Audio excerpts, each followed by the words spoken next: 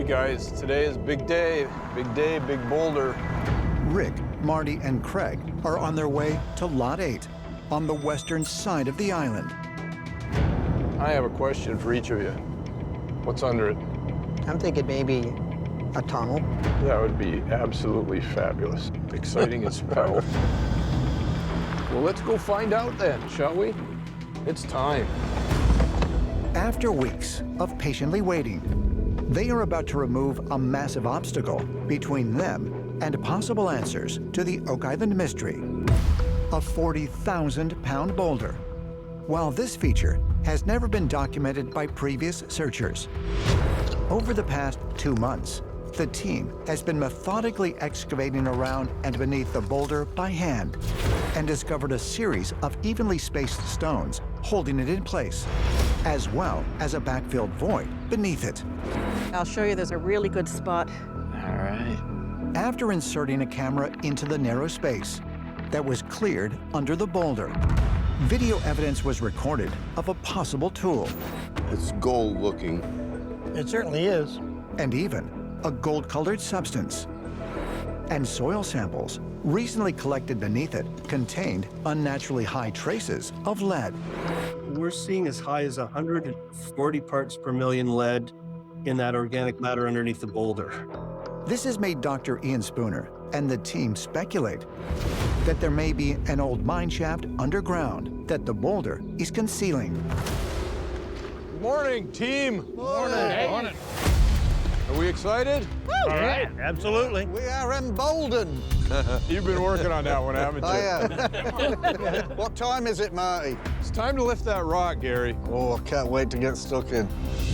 Now, archaeologist Laird Niven has given the team permission to lift the boulder using a 130-ton crane. Here it comes, folks. Right there. We're about to get this show on the road. It's very exciting. I've been wanting to move the Lot 8 boulder as soon as I heard about it. Every scientist who has looked at it says that this giant boulder was moved into position. Well, people don't do that even today for no reason. Back in the day, it would have been a massive undertaking, so it's very exciting as to why this thing was placed there and what on earth is underneath it. All of a sudden, the chains don't look big enough. No, they don't. Well, it's exciting. You can tell there's a little bit of a buzz in the air that people are hopeful that once the rock comes up out of the ground, that there'll be an aha moment and you'll see something, i.e. answers to the Oak Island mystery. Here in real time, we're going to get an answer. Is there something underneath it or not? All right, okay. We're going to have liftoff. Everybody back up.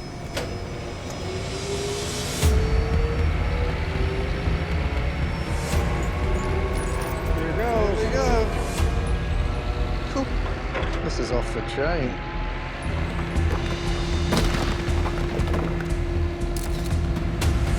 Look at that.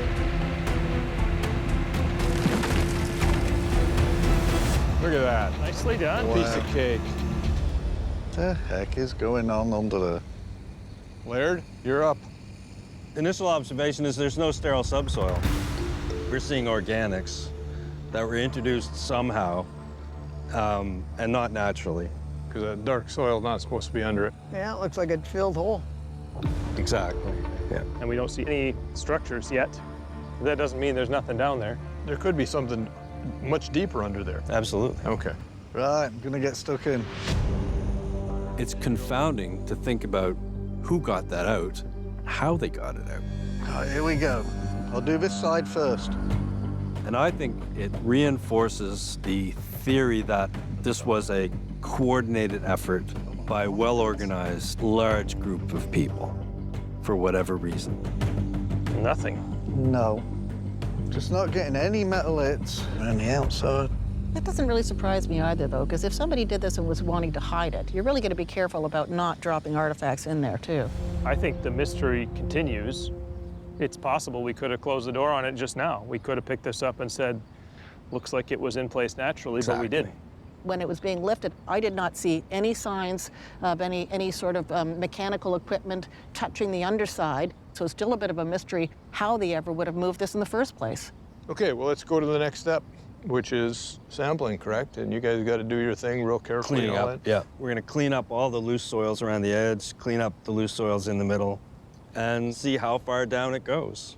It could be much deeper than what we're seeing on the surface. I'm still very hopeful that there's something under here. Absolutely.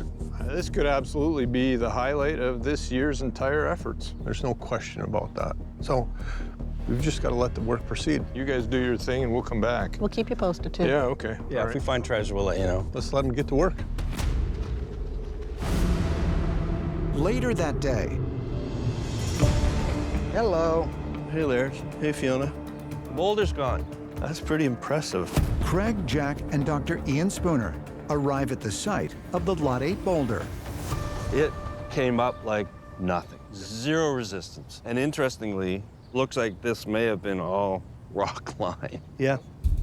And we now have the opportunity to see if there's metals in that soil that might tell us a little bit more about what was happening. Yeah. It may help guide your work, because if we see an area that's, high in metals, we should be really careful with that. Yeah, okay. I think it's a good idea just to run a quick XRF. Okay. Your machine's taking an image right off the surface, right? Right off the Reflect. surface, yeah. So we can do the top of the upper layer, the top of the lower layer, and even hit it from the side to get different ideas. Yep. Okay. So let's get this thing sparked up. I see you brought in the A team here, guys. I'm going to come down there and you guys tell me what's going on. Just getting ready to test the soil down there for anything else. Anything else, yeah. Well, let's run the XRF. Yeah, so I'm gonna scamper down there and do some scans. Okay. Because Dr. Spooner has previously detected lead in the soil beneath the boulder, he will now scan the entire area that was previously covered by the boulder with a Vanta XRF spectrometer. By emitting a stream of X-rays, the device can identify various types of metals in the soil that may not be natural to the environment. So we should be all warmed up. This is ready to go. Okay. But I'm gonna get down in there.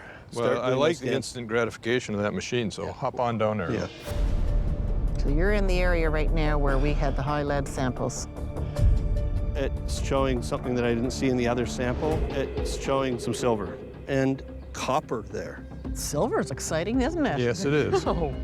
So to be clear, then you're finding more of the silver content in the lower layer, not in that upper Well, and that's layer. very preliminary. It has to go to Emma. Could that be from something seeping up that you could be detecting? If there was silver here at one point, it could leach into that soil. Well, what if it's still there underneath? Yeah, I think there's every possibility. Could Fiona be correct that Dr. Spooner may have detected evidence of a large cache of silver buried deeper below this feature? If this was an air shaft for a tunnel, then there would be forces that would be bringing up, let's say, mists and things. Yeah. Supersaturated air that could carry along and then condense under here. Yeah, but where's the silver coming from? Treasure. Yeah. Yeah. Well, that's a conjecture. I think it goes much deeper. Lifting the boulder initially confirms that it was placed by people. The next step is for the archaeologists to carefully excavate the dark soils and then see what's underneath them. Silver is just as exciting as gold when you're talking about a treasure hunt and you're talking about coins. I mean, the Pitt Blado coin didn't have any gold in it. It was a silver coin with copper. Silver and copper showed up right here. So I want to know where the heck it came from, and we don't know that yet. Interesting results, anomalous results. We need to do more work. Yep. And Craig and I got plenty of other work to do. Okay, it's great. Perfect. All right, let's get after it. Okay.